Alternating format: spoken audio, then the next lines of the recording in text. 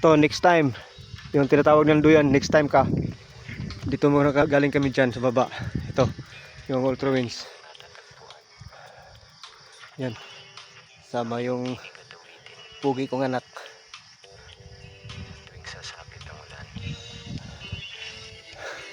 Sawa naman, naakyat. Kahit hindi 100% yung katawan ko kasi may sipon ako. Iba talaga Oh, shout out Boss G Bikers dyan sa Jeddah at sa lahat ng mga Boss G. At saka sa lahat ng mga Lifeway Bikers dyan. Kumusta kayo dyan?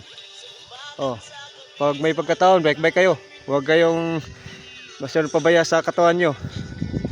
Ito, may sipon ako. Galing ako sa lagnat. 3 araw. At padyak.